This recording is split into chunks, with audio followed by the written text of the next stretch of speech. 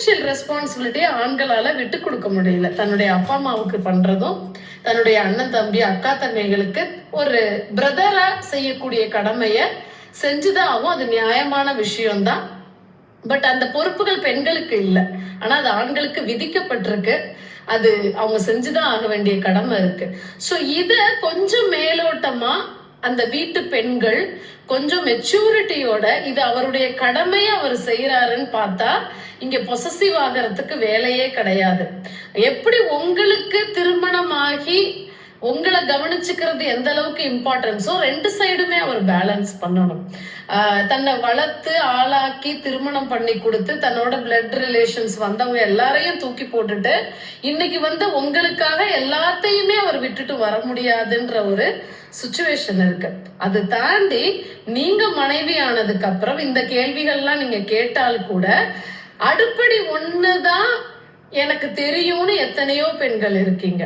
எத்தனையோ பெண்கள் படிச்சுட்டு கூட வேலைக்கு போறதுன்ற அந்த ஒரு திங்கிங்கோ தாட் ப்ராசஸோ எதுவுமே இல்லாம எனக்கு இது மட்டும் தான் தெரியும், நான் குடும்பத்தை பாக்குறேன் அண்ட் சமையலை பாக்குறேன் அப்படின்றது மட்டுமே வச்சுட்டு எந்த பினான்சியல் ஹெல்ப்புமே அந்த ஆணுக்கு கொடுக்காத போது அந்த ஆணை எப்படி மேனேஜ் பண்ண முடியும்? நீங்க என்னதான் இளவரசியா உங்களுடைய பிறந்த வீட்டுல வளர்ந்திருந்தாலும் அப்ப நீங்க குழந்தை பருவம்.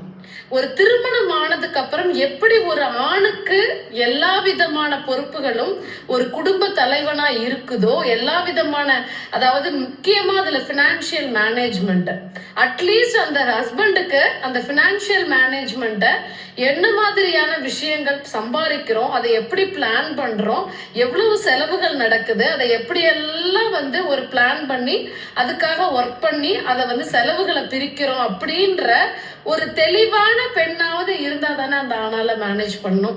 ஜஸ்ட் லைக் தட் நிறைய பெண்கள் என்ன பண்றாங்க அப்படின்னா கேள்விகள் மட்டுமே கேக்குறீங்க, வாதம் மட்டுமே பண்றீங்க. அதுக்கான சொல்யூஷனை நானுமே உட்காந்து பண்ணணும், அவருக்கு சப்போர்ட் பண்ணணும். ஒரு ஆண் எப்படி மேனேஜ் பண்ண முடியும்? நானுமே பண்ணனாதானே முடியும். சோ நீங்க என்னதான் உங்க வீட்டுல இளவரசியா இருந்தாலும் திருமணம் ஆனதுக்கு அப்புறம் ஒரு ஆணுக்கு உள்ள அனைத்து பொறுப்புகளும் அந்த பெண்ணுக்கும் அந்த குடும்பத்துல குடும்ப தலைவியா இருக்குன்னு சொல்றேன். ஒரு காலகட்டம் வரைக்கும் குழந்தைகளை பார்க்கணும்ன்ற பொறுப்பெல்லாம் இருக்குதான். ஆனாலுமே கணவர் என்ன சம்பாதிக்கிறாரு, அந்த செலவுகள் அவர் கொடுக்கிற சம்பளம்